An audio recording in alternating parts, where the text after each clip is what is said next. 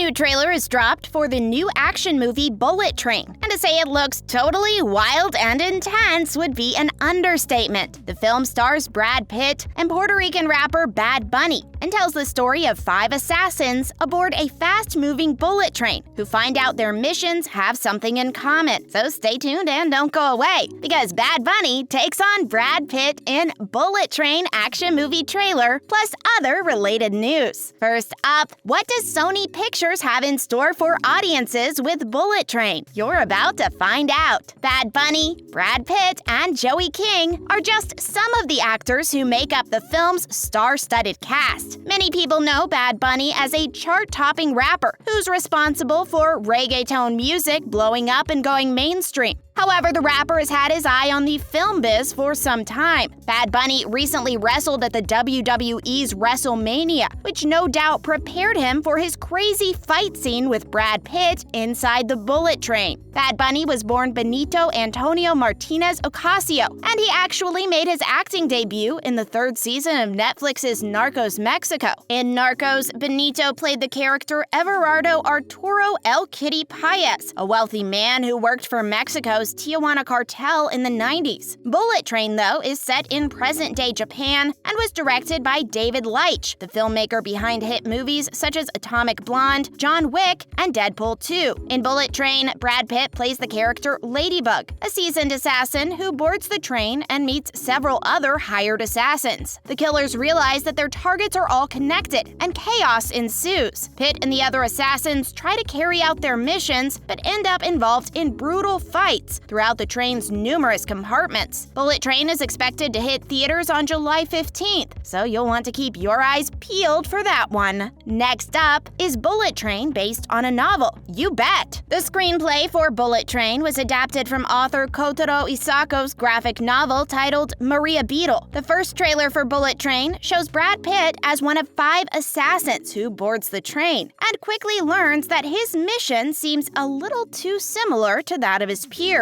The film's official synopsis from Sony reads, "An original movie event. Bullet Train is a fun, delirious action thriller from the director of Deadpool 2, David Leitch. Brad Pitt headlines an ensemble cast of eclectic, diverse assassins, all with connected yet conflicting objectives, set against the backdrop of a non-stop train ride through modern-day Japan. Other cast members include Aaron Taylor-Johnson, Zazie Beetz, Brian Tyree Henry, Andrew Koji, Hiroyuki Sanada, and Michael Shannon. Beetz and Henry are both stars of FX's Atlanta, and director David Leitch was Pitt's stunt double on films like Troy, Fight Club, and Mr. and Mrs. Smith before becoming famous for directing John Wick. Leitch also directed Fast and Furious Presents Hobbs and Shaw. When asked what it was like shooting Bullet Train, Leitch had this to say: "We were fortunate to be shooting in LA during a time when artists were ready to go back to work, and having Brad on the project, hot off an Oscar win, and having a great script by Zach Olkowitz really did attract the best people. We were able to get people back to work safely during a pandemic, which is amazing." Lady Gaga was supposed to star in the film, but because of a scheduling conflict, her role was given to Sandra Bullock. Up next, when will Bullet Train speed onto Netflix? Let's take a look. Naturally, people want to know when they can expect Bullet Train to hit Netflix, and which regions will get it. So we'll attempt to answer the question to the best of our ability. Details surrounding a Netflix release by Sony haven't been fully developed yet, but if you look at their previous deal with Starz, you can get a ballpark estimate of when you might see it on Netflix. We know that Sony movies go to Starz between 150 to 223 days after their theatrical releases, so based on that, we can surmise that Bullet Train could hit Netflix between December of 2022